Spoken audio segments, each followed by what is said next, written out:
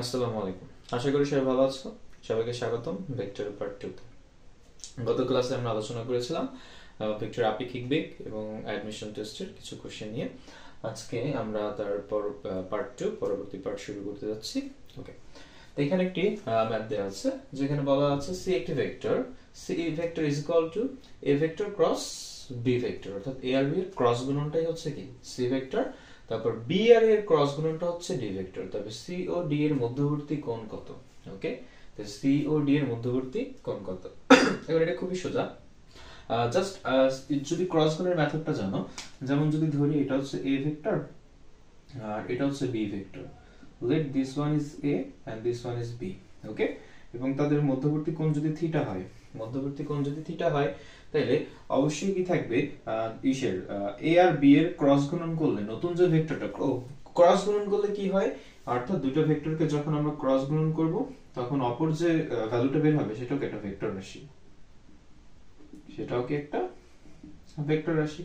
তো এখানে a R b কে যদি আমরা ক্রস গুণন করি তাহলে নতুন যে ভেক্টরটা তৈরি হবে সেটা হবে কি ভেক্টর রাশি, আর সেই ভেক্টরটা কি হবে, এই যে দুইটা ভেক্টর আছে এই দুইটা ভেক্টর এর সাথে লম্বভাবে হবে, হয়তো উপরের দিকে নয়তো নিচের দিকে, যেটা আমরা ডান হাতের রুলস ব্যবহার করে বের করতে পারি। তো ধরি আমরা এটা উপরের দিকে, অর্থাৎ যখন আমি এর সাথে b কে কি করব ক্রস গুণন করব, ধরি যে ভেক্টরটা পাওয়া যাবে সেটা হচ্ছে উপরের দিকে, এর সাথে লম্ব হবে উপরের দিকে। ওকে, তো এটা হচ্ছে c ভেক্টর, আমার কি ভেক্টর c। ওকে, কিন্তু যখন b ক্রস a করা হয় মানে উল্টা, ফার্স্টে ছিল a ক্রস b, মানে এর সাথে b ক্রস, তো ধরেছি যে ভেক্টরটা তৈরি হবে সেটা কি এর সাথে অবশ্যই লম্ব হবে, হয়তো উপরে নয়তো নিচে, তো ধরে নিই এটা উপরের দিকে c ক্রস। ওকে, মানে c ভেক্টরটা উপরের দিকে এদের a আর a ক্রস b এর। ওকে, কিন্তু এখানে দেখো এখানে d যে ভেক্টরটা সেটা কি b ক্রস a, অর্থাৎ b এর সাথে a, আগেটা ছিল a এর সাথে b, তাই হইছে উপরে, আর এখন যেহেতু b এর সাথে a, তাহলে অবশ্যই হবে কোথায় নিচ বরাবর, এটা কি ভেক্টর ডি ভেক্টর। এখন বলেছে এদের মধ্যবর্তী কোণ কত, তো মধ্যবর্তী কোণ হচ্ছে এখানে কত ডিগ্রি, 180 ডিগ্রি। ওকে, আর আমরা সবাই জানি তো এটা যে দুইটা ভেক্টর ক্রস গুণন করলে, এই ধরি একটা ভেক্টর আর এই একটা ভেক্টর, এটা হচ্ছে এ ভেক্টর এটা বি ভেক্টর, ধরি দুইটা ভেক্টর মধ্যবর্তী কোণ থিটা, তো দুইটা ভেক্টরকে ক্রস গুণন করলে নতুন যে ভেক্টরটা পাওয়া যায় সব সময় সেই ভেক্টরটা কি হবে দুইটার সাথে লম্ব, হয়তো উপরের দিকে নয়তো নিচের দিকে। এটা আমরা ডান হাতের রুলস ব্যবহার করে বের করতে পারি যে দিকটা কোথায়, উপরের দিকে নয়তো নিচের দিকে, কিন্তু যে নতুন ভেক্টরটা তৈরি হবে সেটা সবসময় কি থাকবে এর সাথে লম্ব, হয়তো উপরে নয়তো নিচে। ঠিক সেম যদি a ক্রস b করি তাহলে হবে কোথায় উপরে, আর b ক্রস a করলে হবে কোথায় নিচে, তাহলে c আর d এর মধ্যবর্তী কোণ কত 180 ডিগ্রি, তাহলে আমার অ্যানসার হবে কত 180 ডিগ্রি। ওকে, বা হচ্ছে যদি রেডিয়ানে দেওয়া থাকে পাই আর ডিগ্রিতে দেওয়া থাকে 180 ডিগ্রি। আশা করি সবাই বুঝতে পারছো। এখন আমরা চলে যাই পরের ম্যাথে। তো এটি হচ্ছে আমাদের দ্বিতীয় কোশ্চেন। বলা আছে ঘন্টায় 40 কিলোমিটার বেগে পূর্ব দিকে চলমান একটি গাড়ির চালক ঘন্টায় 40√3 কিলোমিটার বেগে একটি ট্রাককে উত্তর দিকে চলতে দেখলো। ট্রাকটির প্রকৃত বেগ কত, RU সি নেপচুন 2 সেট 1 2021-22। ওকে, তো একটু আমরা ডায়াগ্রাম অঙ্কন করি।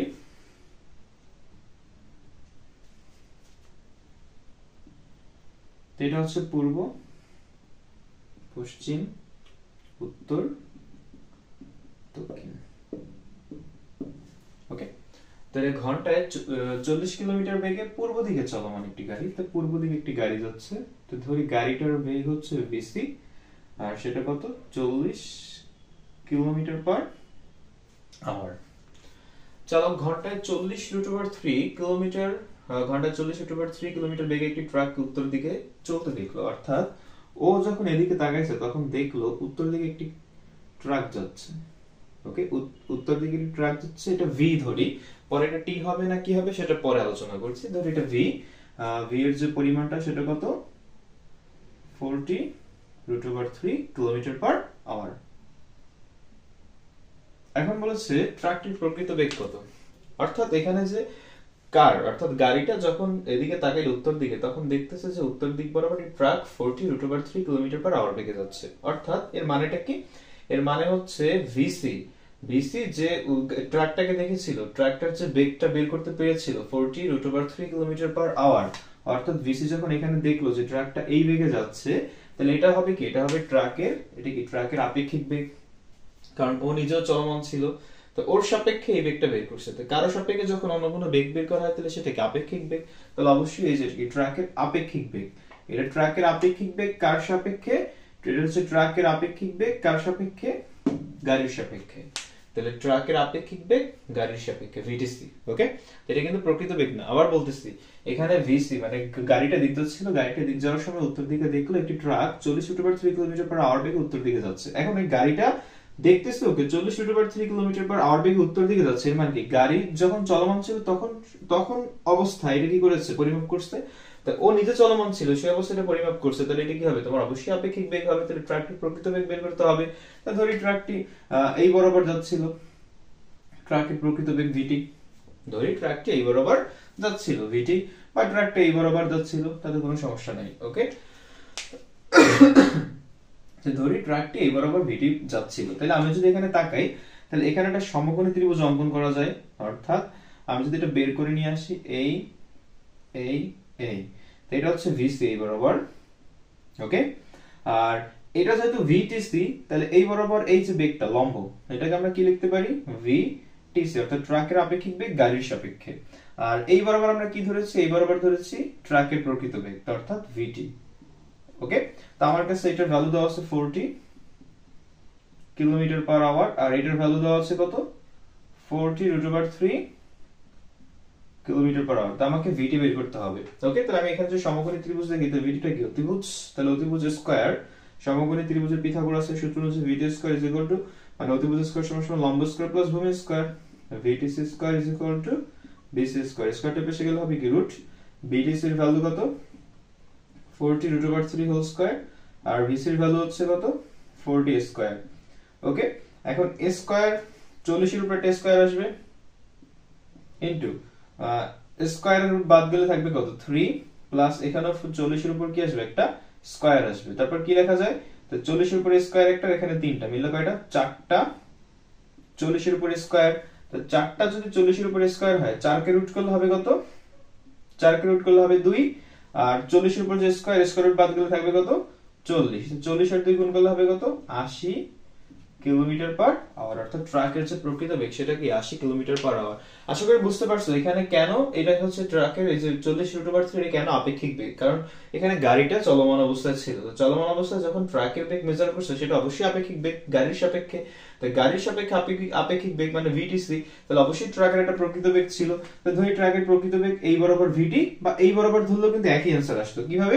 যদি আমি এই বরাবর ধরতাম, এই রেখাটা আর এখানে কি এটা সমকোণী ত্রিভুজ পাওয়া যেত, তাহলে এইটা হয়তো এইটা ভিসি, আর এই হচ্ছে আমার ভিটিসি, আর এই বরাবরটা কোনটা? এই বরাবরটা হচ্ছে ভিটি। ওকে, তাহলে সমকোণী ত্রিভুজ ধরে এই বরাবর কি করা যেত? আমাদের একই সেম প্রসেসে অঙ্কটা সমাধান করা যেত। ওকে, আশা করি সবাই বুঝতে পারছো। চলো আবার পরবর্তী কোশ্চেনে যাই। 3 নম্বর কোশ্চেন। সুরমা নদীতে স্রোতের বেগ 3 কিলোমিটার/আওয়ার। এক ব্যক্তি 5 কিলোমিটার/আওয়ার বেগে নৌকা চালাতে সক্ষম। নদীর প্রস্থ 0.5 কিলোমিটার। স্রোতের সঙ্গে কত ডিগ্রি কোণ করে চালালে সে 12 মিনিট পর অপর পারে নির্দিষ্ট ঘাটে পৌঁছতে পারবে? ওকে, এটা সাস্ট বি 1920 এর কোশ্চেন। ওকে, তাহলে সলিউশন। অর্থাৎ এই ধরি নদী। ওকে, এটা খেয়াল করো। তো নদীতে স্রোতের বেগ 3 কিলোমিটার/আওয়ার। তো ধরি এদিকে স্রোত প্রবাহিত হচ্ছে, যার বেগ হচ্ছে কত? 3 কিলোমিটার/আওয়ার। এক ব্যক্তি 5 কিলোমিটার/আওয়ার বেগে নৌকা চালাতে সক্ষম। অর্থাৎ এক ব্যক্তি নৌকা চালাচ্ছে ধরি এই পয়েন্ট থেকে 5 কিলোমিটার/আওয়ার বেগে। এখন স্রোতের সঙ্গে কত ডিগ্রি কোণ করে চালালে সে 12 মিনিট পর অপর পারে নির্দিষ্ট ঘাটে পৌঁছাতে পারবে? অর্থাৎ স্রোতের সাথে ধরি এখানে স্রোত ধরি এদিকে, এই যে ধরছি 3 কিলোমিটার/আওয়ার বেগ, এটাকে ধরি হচ্ছে কি আমরা u ইজ ইকুয়াল টু 3 কিলোমিটার/আওয়ার, আর এই বরাবর ভি ধরি নৌকার বেগ 5 কিলোমিটার/আওয়ার। এখন স্রোতের সাথে কত বেগে যদি আমি চালাই, ধরি এখানে থিটা, কত বেগে চালালে সে অপর পারে নির্দিষ্ট ঘাটে পৌঁছাতে পারবে? ওকে, অপর পার কোনটা? এখানে। তো ধরি এই পাশে, ধরি এখানে সে নির্দিষ্ট ঘাটে পৌঁছাতে পারবে কত মিনিট পর? তার কত মিনিট সময় লাগবে? 12 মিনিট। ওকে, এবং হচ্ছে নির্দিষ্ট পারে পৌঁছাতে পারবে 12 মিনিটে, এবং নদীর প্রস্থ দেওয়া আছে 0.5 কিলোমিটার। নদীর প্রস্থ দেওয়া আছে 0.5 কিলোমিটার। ওকে, এখন একটা জিনিস যদি খেয়াল করি, এখানে এই যে স্রোতটা এদিকে প্রবাহিত হচ্ছে 3 কিলোমিটার পার আওয়ার, বাট নৌকাটা এখানে থিটা ডিগ্রি কোণ করে যাচ্ছে 5 কিলোমিটার পার আওয়ার বেগে। তো সেক্ষেত্রে যেহেতু এখানে থিটা ডিগ্রি কোণ করে যাচ্ছে, তাহলে নৌকার যে বেগটা দুইটা উপাংশে বিভক্ত হয়ে যাবে। অর্থাৎ আমি যদি এখানে লক্ষ্য করি, এই হচ্ছে নৌকা, নৌকা এদিকে যাচ্ছে ভি বেগে, তো নৌকার উপাংশ দুইটা ভাগ হয়ে যাবে, একটা হচ্ছে আনুভূমিক বরাবর আর একটা হচ্ছে কি উল্লম্ব বরাবর, মানে vx আর এটা কি vy। তো এটা যদি থিটা হয়, তো আমরা জানি আনুভূমিক বরাবর যে বেগের উপাংশ সেটা হবে কি v cos থিটা, আর উল্লম্ব বরাবর যে বেগের উপাংশ সেটা হবে কি v sin থিটা। ওকে, অর্থাৎ উল্লম্ব বরাবর যে উপাংশটা সেটা কি v sin থিটা। এখন যদি এখান থেকে স্টার্ট করে, তো ধরি তার এন্ডিং পয়েন্ট এটা নামে। ওকে, তো এখান থেকে স্টার্ট করছে, তো স্রোত থাকার কারণে সে ধরে এখানে পৌঁছেছে। কোথায় পৌঁছেছে? এখানে। ওকে, কারণ এখানে স্টার্ট করছে, তো এই বরাবর হচ্ছে স্রোত, আর স্রোতের দিকে আছেই, তাহলে এই বরাবর হচ্ছে নৌকার বেগ, তাহলে অবশ্যই এখানে একটা লব্ধি বেগ কাজ করবে, যে লব্ধি বেগটা ধরে নৌকাটাকে এই বরাবর এনে দিল। হ্যাঁ, তো এখন এখান থেকে এখানে ডিসটেন্স হচ্ছে কত? এখান থেকে এখানে ডিসটেন্স 0.5 কিলোমিটার, অর্থাৎ নৌকার এই নদীর প্রশস্ততা, ওকে, বা নদীর প্রস্থ হচ্ছে 0.5 কিলোমিটার। ওকে, আশা করি বুঝতে পারছো।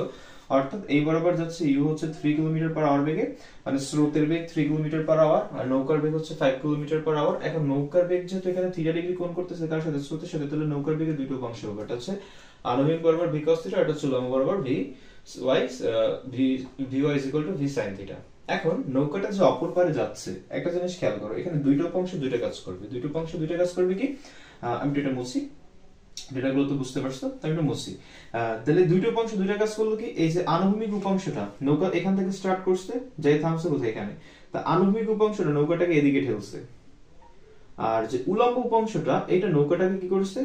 উপরের দিকে নিয়ে গেছে, মানে অপর পারের দিকে যাইতে সাহায্য করেছে। অর্থাৎ তাহলে এখানে যে আমার দেওয়া আছে যে টাইমটা 12 মিনিট, সেটা কি অপর পারে নির্দিষ্ট ঘাটে পৌঁছাতে পারবে। অর্থাৎ অপর পারের জন্য, মানে এই পয়েন্ট থেকে এই পয়েন্ট অপর পারে, মানে নদীর এপার থেকে ওপার, নদীর এপার থেকে ওপারে আমার কোন উপাংশটা কাজ করছে? vy is equal to v sin theta. vx মানে নদীর যে x অক্ষ বা নৌকার যে x অক্ষ বরাবর যে বেগটা, এটা জাস্ট নৌকার বেগটা কি করছে? স্রোতের সাথে মিশে এই বরাবর আনুভূমিক বরাবর বেগটা বাড়াই দিচ্ছে। এর জন্য কি হয়েছে? দেখবা যে আনুভূমিক বরাবর একটু বেশি দূরত্ব অতিক্রম করছে। ওকে, কারণ আনুভূমিক বরাবর হচ্ছে অলরেডি 3 কিলোমিটার পার আওয়ার স্রোতের বেগ আছে, আর নৌকার বেগের vx উপাংশ দুটো মিলা এই বরাবর কি করেছে? আনুভূমিক বরাবর বেগের উপাংশটা বাড়াই দিচ্ছে, সেক্ষেত্রে আনুভূমিক বরাবর একটু বেশি ডিসটেন্স অতিক্রম করছে। ওকে, কিন্তু আমরা যদি লক্ষ্য করি, তাহলে যে উপরের দিকে, অর্থাৎ নদীর এপার থেকে ওপারে যেতে কোন উপাংশটা সাহায্য করছে? vy, মানে v sin থিটা। অর্থাৎ তাহলে এপার থেকে এপারে যেতে যে বেগটা সেটা কি v sin থিটা। এখন এপার থেকে এপারে যেতে কয় মিনিট টাইম লাগছে? 12 মিনিট। কয় মিনিট? 12 মিনিট। অর্থাৎ টি ও জানি, তাহলে কত মিনিট? 12 মিনিট এপার থেকে, অর্থাৎ নদীর এপার থেকে এপার, এখান থেকে এখানে যেতে কয় মিনিট টাইম লাগছে? 12 মিনিট। এখন অবশ্যই এই যে vy, নদীর উল্লম্ব উপাংশ বরাবর যে বেগটা, এটা তো সমবেগ, কারণ বাধা দেওয়ার মতো কেউ ছিল না, বা বল প্রয়োগ করে ত্বরণ দেওয়ার মতো কেউ ছিল না। যতক্ষণ না বল প্রয়োগ হয় ততক্ষণ তো ত্বরণ আসার কথাই না, আর যতক্ষণ না বিপরীত দিকে বল প্রয়োগ হচ্ছে ততক্ষণ মন্দন আসার কথা না। তো এখানে আমার কোথাও বল প্রয়োগ করা হয় না, মানে কোনো দিকে বা বিপরীত দিকে বল প্রয়োগ করা হয় না, মানে ত্বরণও কাজ করে না, মন্দনও কাজ করে না। তাহলে অবশ্যই এখানে সমবেগ ঘটছে। তাহলে আমার যে vy এটা কি? এই যে vy, অর্থাৎ এপার থেকে যখন এপারে আসছে পুরোটাই কি সমবেগে ঘটছে। তো সমবেগে দূরত্ব বের করার সূত্র তো সবাই আমরা জানি, s = vt। এখন s মানে কি? এখানে কি নদীর প্রশস্ত, কারণ এপার থেকে এপারে আসছে। ওকে, আমরা এখন এপার থেকে এপার হিসাব করতে, এপার থেকে এপার হিসাব করতেছি। নদীর এপার থেকে এপারের যে প্রশস্ত সেটা কত? 0.5। এখানে 0.5 বসাই। এখন v মানে কি? বেগ। এখন কোন বেগ? আমরা যেহেতু এপার থেকে এপার হিসাব করতেছি, তাহলে এপার থেকে এপারের যে বেগটা সেটা কোনটা কাজ করছে? যে আমার নৌকা যে ছিল তার উল্লম্ব উপাংশের যে বেগটা সেটা কাজ করছে নৌকাটাকে এপার থেকে এপারে আনতে, সেটা কি v sin থিটা। অর্থাৎ তাহলে এখানে হবে কি? v sin theta into t, কত মিনিট? 12 মিনিট। এখন আরেকটা কথা, এখানে সবই কিন্তু আওয়ারে দেওয়া, তো মিনিটটাকে আবার কিসে কনভার্ট করতে হবে? আওয়ারে কনভার্ট করতে হবে। 12 / 60। ওকে, তাহলে কত আসে? 1/5 আওয়ার। ওকে, ক্লিয়ার? এখন আসি, তাহলে আমার এখানে কি করতে হবে? থিটার মানটা বের করতে হবে। তো t এখানে গুণ আছে, এপাশে আসলে ভাগ। আমরা যদি একসাথে করি তাহলে আশা করি জিনিসটা এভাবে দাঁড়ায়, theta = sin inverse 0.5 divided by v into t। ওকে, তাহলে sin ইনভার্স উপরে হচ্ছে কত? 0.5, নিচে v। v এর যে ভ্যালুটা সেটা কত? 5 ইনটু t এর ভ্যালু কত? 1/5। 5 5 বাদ যায়, তাকে কত? sin inverse 0.5, that is sin inverse half. তাহলে কত ডিগ্রি? 30 ডিগ্রি। অর্থাৎ যদি এখানে 30 ডিগ্রি কোণ করে চালানো হয় তাহলে ভিওয়াই টা কি করবে, ভিওয়াই যে উপাংশটা, নৌকার যে ভিওয়াই উপাংশটা সেটা কি করবে 12 মিনিটে নৌকাটাকে এপার থেকে ওপারে পৌঁছে দিবে যদি 30 ডিগ্রি কোণ করে চালানো হয়। অর্থাৎ নৌকাটাকে যদি 30 ডিগ্রি কোণ করে চালানো হয় স্রোতের সাথে, তাহলে নৌকার যে উলম্ব উপাংশটা সেটা নৌকাটাকে 12 মিনিটে কি করবে এপার থেকে ওপারে পৌঁছে দিবে। আশা করি বুঝতে পারছো এখানে কেন আমরা ভিওয়াই সাইন থিটা নিয়ে করেছি, মানে VY is equal to V sine theta নিয়ে কেন করেছি, কারণ নৌকাকে এপার থেকে ওপারে নিয়ে যাচ্ছে শুধুমাত্র উলম্ব উপাংশটা। ওকে, ভিএক্স টা ওকে এদিকে ঠেলতেছে। ওকে, শুধুমাত্র উলম্ব উপাংশটা কি করতেছে এপার থেকে ওপারে নিয়ে যাচ্ছে। তাহলে আমরা এখানে যে বেগটা ব্যবহার করব সেটা হবে কি ভি সাইন থিটা উলম্ব উপাংশ V is equal to V sine theta. আর কত মিনিট লাগছে এপার থেকে ওপারে যেতে 12 মিনিট। আর নদীর যে প্রশস্ততা সেটা কত 0.5 কিলোমিটার। ওকে, তাহলে 0.5 কিলোমিটার আমার ডি দেওয়া আছে, মানে এস 0.5 কিলোমিটার দেওয়া আছে, ভি তো পাইলাম বেগ ভিওয়াই ভি সাইন থিটা, আর টাইম লাগছে 12 মিনিট। তো সেখান থেকে আমরা কি করেছি থিটার মানটা বের করে নিয়েছি 30 ডিগ্রি। ওকে, আশা করি বুঝতে পারছো। এখন চলে যাই আমরা পরবর্তী কোশ্চেনে। আছে কি a একটা vector is equal to minus b vector হলে a ক্রস b এর মান কত হবে। ওকে, তো সেক্ষেত্রে চাইছে কি a ক্রস b, তো a ক্রস এর যে ভ্যালুটা সেটা কি মাইনাস b। ওকে, তো এখন এটা দ্বারা কি বোঝাচ্ছে, তো আমরা বিপরীত ভেক্টর তো সবাই জানি, এই বরাবর যদি একটা ভেক্টর থাকে ধরি b ভেক্টর, ঠিক আছে, এটার দিক হচ্ছে এদিকে, যখন এই b এর সাথে মাইনাস দিব তখন ওর দিকটা কি হবে ঘুরে যাবে, বাট মানটা কি থাকবে সেম থাকবে। অর্থাৎ b যদি একটা ভেক্টর হয় এদিকে চলমান, তাহলে b এর আগে যদি এটা মাইনাস দিই তাহলে কি হবে ভ্যালুটা সেমই থাকবে, b আর এই b এর ভ্যালুটা সেম থাকবে, জাস্ট দিকটা ঘুরে যাবে, অর্থাৎ এই বরাবর আসবে। তাহলে এখন b ভেক্টর আর মাইনাস b ভেক্টরের মধ্যবর্তী কোণ তাহলে কত ডিগ্রি 180 ডিগ্রি। এখন সবাই আমরা ক্রস গুণন যে সূত্রটা, ক্রস গুণনের সূত্র থেকে আমরা সবাই জানি a cross b is equal to ab sin theta। Okay, is equal to কি ab sin theta। তো ঠিক সেম এখানে কি আসছে, যেহেতু b ক্রস b অর্থাৎ একটা ভেক্টর আর একটা ভেক্টর, যেহেতু এখানে কি আছে ক্রস, তাহলে এখানে আমরা কি লিখতে পারি, এখানে তো অবশ্যই ভিতরে কি আছে কোণ থাকবে অবশ্যই। তাহলে আমরা যদি দেখি আমার অ্যানসার সম্পূর্ণ বেরও করতে হয় না, মানে সম্পূর্ণ ক্যালকুলেশন করার কোনো দরকার নেই, যেহেতু ক্রস গুণনে কি আছে sin থিটা, থিটা মানে কি ভেক্টর দ্বয়ের মধ্যবর্তী কোণ। ঠিক আছে, তো ভেক্টর দ্বয়ের মধ্যবর্তী কোণটা যদি বসাই দেই, যেমন sin থিটার পরিবর্তে যদি আমি কত বসাই 180 ডিগ্রি, তাহলে sin 180 ডিগ্রি মান কত 0। ওকে, তাহলে যেহেতু sin 180 ডিগ্রি মান 0, তো পুরোটাই কি আসবে 0। তো পুরোটাই যদি 0 আসে তাহলে দুইটা বিশের b মাইনাস b ভেক্টর আর হচ্ছে শুধু b ভেক্টরের ক্রস গুণন হবে কত 0, কারণ এদের মধ্যবর্তী কোণ 180 ডিগ্রি, সাইনে যদি আমি কি করি 180 ডিগ্রি বসাই দিই তাহলে পুরো ভ্যালুটা কত আসবে, পুরো ভ্যালুটা আসবে হচ্ছে কি 0। ওকে, চলে এসেছে পরবর্তী কোশ্চেনে। তো পরবর্তী কোশ্চেনে কি বলেছে, নিচের কোনটি সঠিক দেওয়া আছে, j cap cross k cap is equal to minus i cap, এটা হচ্ছে এ তে, আর বি তে হচ্ছে j cap cross k cap is equal to i cap, এবং সি তে দেওয়া আছে j cap cross k cap is equal to 1, আর ডি তে দেওয়া আছে j cap cross k cap is equal to 0। Okay, নিচের কোনটি সঠিক, ওকে নিচের কোনটি সঠিক তার জন্য এখানে একটা ওকে আগে ডায়াগ্রাম আমরা অঙ্কন করি। তো অঙ্কন করার পর এখন আমরা ডায়াগ্রাম অঙ্কন করা হইছে, তো এখন আসি j cap cross k cap is equal to minus i cap কিভাবে হলো, এটা সঠিক কিনা। ওকে, তো j ক্যাপের সাথে যখন k ক্যাপ ক্রস করব, ক্রস গুণন করব, তখন অবশ্যই জানি আমরা ক্রস গুণনের ক্ষেত্রে কি বের হয়, ক্রস গুণনের ক্ষেত্রে সবসময় একটা লম্ব যে ভেক্টরটা আর কি, এই যদি a হয় আর এটা যদি a হয়, এটা যদি b ভেক্টর হয়, দুটো ভেক্টর যদি ক্রস গুণন করি তাহলে অবশ্যই কি হবে, ক্রস গুণন করার পর যে অপর যে ভেক্টরটা বের হবে সেটা এর সাথে কি থাকবে লম্ব বরাবর থাকবে, হয়তো উপরের দিকে নয়তো নিচের দিকে। ওকে, তো যেহেতু আমরা j এর থেকে কোথায় যাচ্ছি k এর দিকে, j এর সাথে k ক্যাপ ক্রস গুণন করছি, j ক্যাপের সাথে k ক্যাপ ক্রস গুণন ওদিকে করতেছি, তাহলে ওদিকে যদি করি তো ওদিকে করলে আমাদের রাইট হ্যান্ড রুলস অনুযায়ী তো এখন বৃদ্ধাঙ্গুলি কোন দিক নির্দেশ করবে, এই দিক, তাহলে হবে কি i ক্যাপ, তখন আমার মাইনাস i ক্যাপ কিন্তু হয় না, তো এটা কি আমার বাদ। ঠিক আছে, তাহলে আমার যদি j এর থেকে কেটে যায়, j এর থেকে কেটে যায়, তখন আমরা যে ডান হাতি রুলসটা ব্যবহার করি তাহলে কি করবে আমাদের i ক্যাপ মানে এদিকে এই বরাবর দিকটা কি করবে নির্দেশ করবে। অর্থাৎ এখানে তো লম্ব আমরা জানি ত্রিমাত্রিক স্থানাঙ্ক ব্যবস্থায় যে তিনটা অক্ষ আছে, তিনটা একটা সাপেক্ষে একটা কি হয় লম্ব হয়, তো এই দুটোর সাপেক্ষে এটা কি হবে অবশ্যই লম্ব হবে। তাহলে অবশ্যই j থেকে যখন j এর সাথে k কে ক্রস গুণন করব তাহলে অবশ্যই i ক্যাপটা হবে কি আমাদের নতুন ভেক্টর। ওকে, আর j এর সাথে k যদি ক্রস গুণন করি সেটা কিন্তু কখনোই 1 হয় না, সেটা কি হয় শুধু i ক্যাপ হয়, তাহলে এটাও বাদ, আর 0 তো হবেই না, এটাই বাদ, তাই শুধুমাত্র কি এটাই সঠিক। ওকে, তো এইভাবে তুমি কি করতে পারো, ত্রিমাত্রিক স্থানাঙ্ক ব্যবস্থা বা ত্রিমাত্রিক স্থানাঙ্ক যে সিস্টেমটা আছে সেটা ব্যবহার করে, ডান হাতি রুলস ব্যবহার করে কোনটার সাথে কোনটা ক্রস গুণন করলে কোন ভেক্টরটা পাওয়া যাবে বা কোন ক্যাপটা আসবে, I cap, J cap, K cap কোনটা আসবে সেটা সহজেই বের করতে পারো, সেক্ষেত্রে মুখস্থ করার কোনো দরকার নেই। ওকে, আশা করি বুঝতে পারছো। এখন আমরা চলে যাই পরবর্তী কোশ্চেনে। পরবর্তী কোশ্চেনে দেওয়া আছে a vector minus b vector is equal two a vector plus b vector হয় তখন a ও b এর মধ্যবর্তী কোণ কত হবে। ওকে, তো এটা একটু এই অঙ্কটা করার ক্ষেত্রে জাস্ট একটু মাথা খাটাইলেই হয়, দেখলে মনে হয় যে দুইটা ভেক্টরের বিয়োগফল এবং দুইটা ভেক্টরের যোগফল সমান হইলে তাদের মধ্যবর্তী কোণ কত হবে, দেখলে অনেক কিছু মনে হয়, কিন্তু একটু জাস্ট মাথা খাটাও। যেমন আমি এখানে প্লাসেরটা আসি, যেমন এখানে a প্লাস কি b, অর্থাৎ দুইটা ভেক্টর যখন আমরা কি করি, যোগ করি, তখন কি আসে, ভেক্টরের সামান্তরিক সূত্র আসে, অর্থাৎ r ইজ ইকুয়াল টু কি আসবে, রুট ওভার কি আসবে, a square plus b square plus 2ab cos theta. অর্থাৎ যখন যোগ করি, ধরি a একটা এটা হচ্ছে a আর এটা কি b ভেক্টর, দুটোর মধ্যবর্তী কোণ যদি থিটা হয়, তাহলে যখন a আর b কে কি করব, যোগ করব, তখন সামান্তরিকের সূত্রটা অ্যাপ্লাই করতে হবে, r = √a² + b² + 2ab cos theta. তো আমরা জানি যে দুটো ভেক্টরের যোগ হচ্ছে সামান্তরিকের যে সূত্রটা সেটা ব্যবহার করলেই হয়।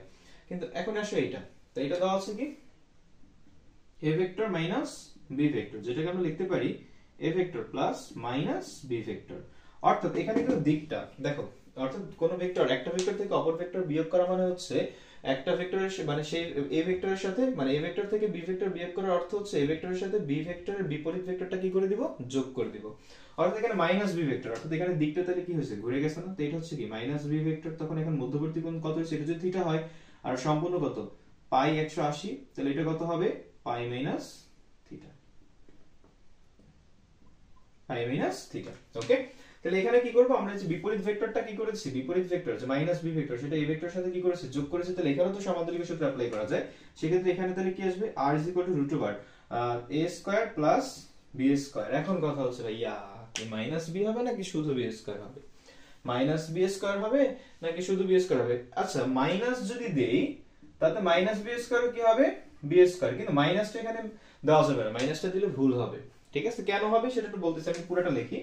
তাহলে 2ab cos, এখন a এর ভেক্টরের সাথে কি করছি আমরা, b ভেক্টর, b যে ভেক্টরটা আছে তার বিপরীত ভেক্টর যোগ করছি। তো বিপরীত ভেক্টর যদি যোগ করি সেক্ষেত্রে কোণ তো আর থিটা থাকে না, কোণটা হয়ে যায় কি পাই মাইনাস থিটা, তাহলে cos পাই মাইনাস থিটা। এখন কথা হচ্ছে এখানে কেন মাইনাস দিতে পারবো না। ওকে, আমরা মাইনাসটা ভেক্টরের অলওয়েজ মাথায় রাখবো, ভেক্টরের মাইনাস চিহ্ন দেওয়া হয় শুধুমাত্র বিপরীত দিক বোঝানোর জন্য, বিপরীত দিক বোঝাতে আমরা কি করি, মাইনাস চিহ্ন ব্যবহার করি। মাইনাস কিন্তু আমরা মানের জন্য ইউজ করি না, এটা কিন্তু আমরা কখনোই মানের জন্য ইউজ করি না। অর্থাৎ ভেক্টরে যে মাইনাস চিহ্নটা ব্যবহার করে শুধু বিপরীত দিক বোঝাতে, মানের জন্য না। আর আমরা যখন কি করব, সামান্তরিকের সূত্র ব্যবহার করব, তখন তো অবশ্যই দিকের কোনো প্রশ্নই আসে না, তখন আমরা কি দিয়ে অঙ্ক করব, তখন আমরা শুধুমাত্র ভ্যালুটা দিয়ে অঙ্ক করব।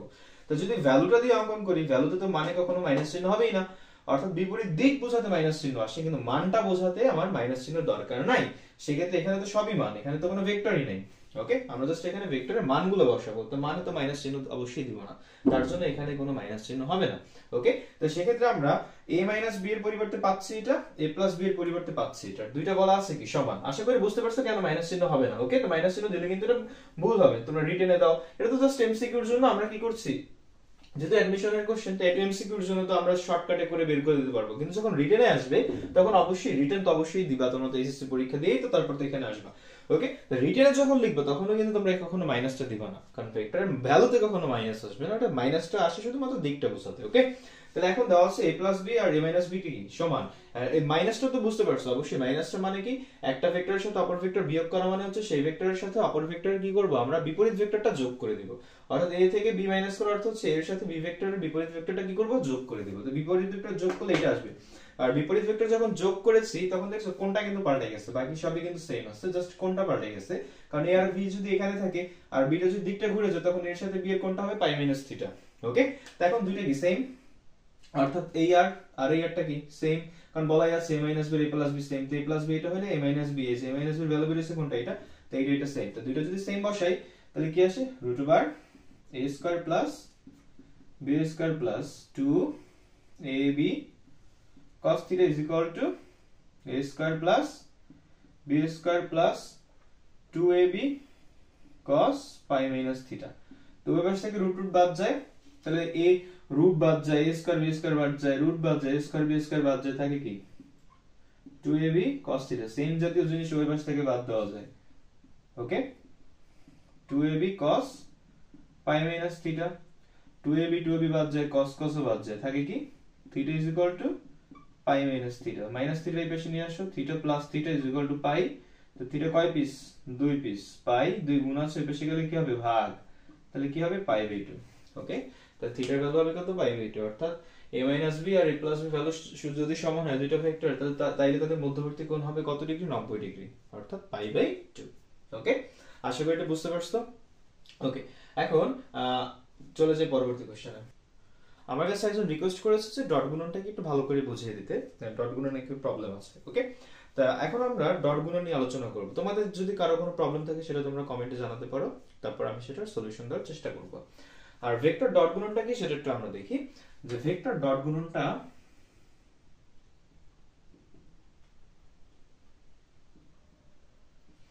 ওকে, ভেক্টর ডট গুণন আমরা কখন করি? যখন দুটি ভেক্টর রাশির গুণফল যদি একটা স্কেলার রাশি হয়, অর্থাৎ একটা ভেক্টরের সাথে যদি আমরা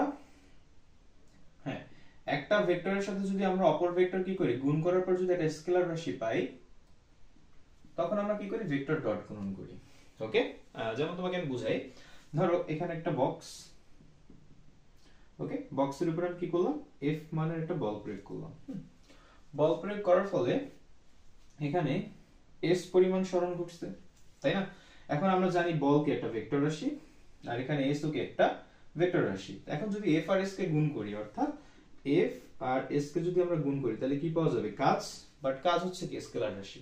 অর্থাৎ এখানে দুইটা ভেক্টরের গুণফল কি হয়েছে? একটা স্কেলার রাশি। সেক্ষেত্রে এফ একটা ভেক্টর, এস একটা ভেক্টর, পাইলাম কাজ স্কেলার রাশি। তার জন্য এখানে কি করতে হবে? ডট গুণন করতে হবে। ওকে, এটা হচ্ছে ডট গুণন। এখন আমরা ডট গুণনের সূত্র জানি যে a dot v is equal two ab cos theta. এটা এলো কেমনে? ওকে, এটা এলো কিভাবে? এটা আসছে বিশাল কাহিনী। আমি শর্টকাটে বুঝাই, যে ধরো এটা দিয়ে বুঝাই, কনসেপ্ট দিয়ে বুঝাই, যে এই বলটা যদি আমি এভাবে প্রয়োগ না করে তির্যকভাবে প্রয়োগ করতাম, অর্থাৎ তির্যকভাবে যদি বলটা আমি প্রয়োগ করতাম, এফ পরিমাণ বলটা যদি তির্যকভাবে প্রয়োগ করতাম, তাইলে এখানে আনুভূমিক বরাবর যে উপাংশ সেটা হয়তো কি? f cos থিটা, আর এটা একটা ভেক্টর। ওকে, আমি যদি এখানে এফ বলটা তির্যকভাবে প্রয়োগ করতাম, আর এখানে যদি থিটা থাকতো ভূমির সাথে, থিটা কোণে যদি প্রয়োগ করতাম, আর এখানে এস পরিমাণ সরণ করছে, তাহলে আমার আনুভূমিক বরাবর যে উপাংশ সেটা কি হবে? f cos theta. আর এই বরাবর সরণ তো s, তা তো আমরা জানি। এখন তাহলে কাজের সূত্রটা তাহলে কি দাঁড়াবে? f cos theta into s, অর্থাৎ কি আসে? fs cos theta.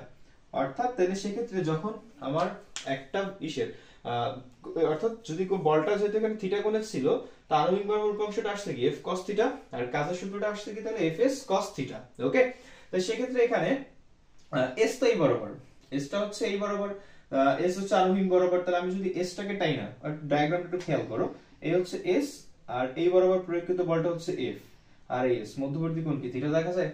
অর্থাৎ তাহলে দুইটা ভেক্টর যখন থিটা কোণে কাজ করে, তখন আমরা এখানে দেখলাম যে অর্থাৎ কাজের সূত্র কি আসছে? cos থিটা আসছে।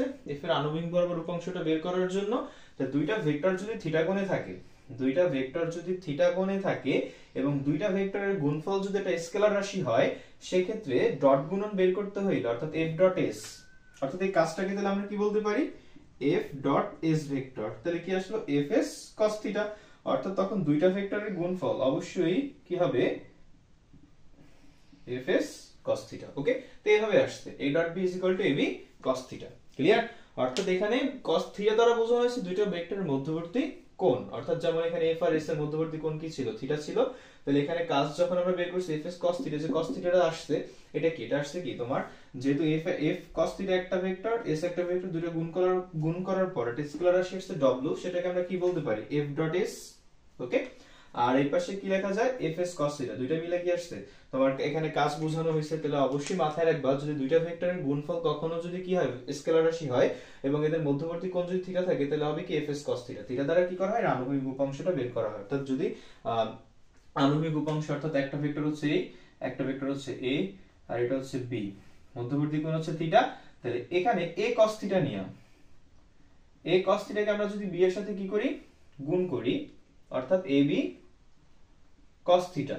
তাহলে এখানে এই যে a cos থিটা দ্বারা বোঝায় এর আনুভূমিক উপাংশ, অর্থাৎ এই যে আমরা এখানে কি করলাম f cos থিটা দ্বারা f এর আনুভূমিক উপাংশ বের করছি না, তাহলে এখানে a দ্বারা বোঝায় এর আনুভূমিক উপাংশ, অর্থাৎ এর আনুভূমিক উপাংশের সাথে b এর মানটা গুণ করলে যেটা বের হবে ওইটাই হচ্ছে এদের ডট গুণন, ওইটাই এদের ডট গুণন। ওকে, আবার এটা এভাবে বোঝানো যায় এর আনুভূমিক উপাংশ বা এর হচ্ছে লম্ব অভিক্ষেপের সাথে, অর্থাৎ একটা ভেক্টরের লম্ব অভিক্ষেপের সাথে যখন অপর ভেক্টর কি করব আমরা গুণ করব, সেটাই হচ্ছে ডট গুণন। কারণ এখানে এর আনুভূমিক উপাংশটাই হচ্ছে কি এর লম্ব অভিক্ষেপ, অর্থাৎ এর আনুভূমিক উপাংশটা হচ্ছে কি a cos থিটা, আর এর লম্ব অভিক্ষেপটা হচ্ছে a cos থিটা, তার সাথে যখন b গুণ করছি তাহলে হচ্ছে কি ab cos থিটা, আর এটাই হচ্ছে ডট গুণন। অর্থাৎ আনুভূমিক উপাংশ বলো, তারপর হচ্ছে লম্ব বিক্ষেপ বলো, এটা যখন আমরা অপর ভেক্টরের সাথে কি করব গুণ করব, এটাই হচ্ছে ডট গুণন। আনুভূমিক উপাংশ লম্ব উপাংশ হোক পুরোটাই হবে কি তোমার a cos থিটা বা b cos থিটা, এটা যখন আমরা অপর ভেক্টরের সাথে গুণ করব সেটাই হবে কি ডট গুণন। ওকে, তো ডট গুণনটা আশা করি বুঝতে পারছো। যদি আরো কোনো সমস্যা থাকে তাহলে সেটা কমেন্টে জানাতে পারো, আমি পরবর্তী যে ভিডিওটা আসবে আমার সেখানে আমি তার সলিউশন দেওয়ার চেষ্টা করব। পরবর্তী ভিডিওটা থাকবে অবশ্যই হচ্ছে কি এটার যে আরেকটা আছে স্কেলার গুণফল নিয়ে, এবং হচ্ছে স্কেলার গুণফল এবং ভেক্টর ডট গুণনের স্কেলার প্রোডাক্ট এবং হচ্ছে ডট প্রোডাক্ট সংক্রান্ত যত ম্যাথ আছে তার একটা ভিডিও আমি একটা ভিডিওতে দেওয়ার চেষ্টা করব।